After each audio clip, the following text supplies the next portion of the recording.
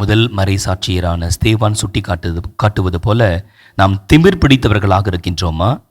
இறை வார்த்தையை கேட்க மறுக்கின்ற செவி உடையவர்களாக இருக்கின்றோமா? இறை வார்த்தைக்கு இடம் கொடுக்காத இதயம் உள்ளவர்களாக இருக்கின்றோமா? எப்படியெல்லாம் நற்செய்தி பணியாளர்களை, குருக்களை, துறவியரை அல்லது நமது பங்கிலே வழிநடத்துகின்ற இறைவாக்கினர்களை, ஆண்டுடைய குரலுடையாக இருக்கின்றவர்களை நாம் துன்புறுத்துகின்றோம், அவமானப்படுத்துகின்றோம். ஆண்டுடைய திருச்சட்டத்தை நம்முடைய வாழ்க்கையில் கடைபிடிக்காமல் இருக்கின்றோம். நம் முன்பாக மிகப்பெரிய சவால் இந்த திருவிழா வைக்கின்றது. இங்கே சோகத்திற்கோ வருத்தத்திற்கோ இடம் கிடையாது. நானாக முன் வந்து என் இயேசுவுக்காக என் உயிரை அர்ப்பணிக்க நான் தயாராக இருக்கிறேன். என் உயிர் ஆண்டவருக்கு சொந்தம். என் உயிர் ஆண்டவரின் கையில் இருக்கின்றது. ஆண்டவரே, உம் விருப்பப்படி என் வாழ்க்கையை நடத்தும். உமக்காக நான் எதையும் செய்ய தயாராக இருக்கிறேன்.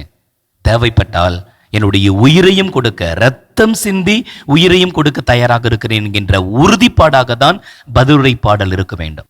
நீங்களும் நானும் குடிலில் இருக்கின்ற இயேசுவை உண்மையாகவே அன்பு செய்கின்றோம் என்றால், அந்த இயேசுவுக்காக எல்லாரையும் விட மேலாக, எல்லாவற்றையும் விட மேலாக, தேவைப்பட்டால் நம்முடைய உயிரையே தியாகம் செய்கின்ற அளவுக்கு, ரத்தம் சிந்துகின்ற அளவுக்கு அன்பு செய்தால்தான் நம்முடைய சீடத்துவ வாழ்வு அர்த்தம் நிறைந்த வாழ்வு, அருள் நிறைந்த வாழ்வு.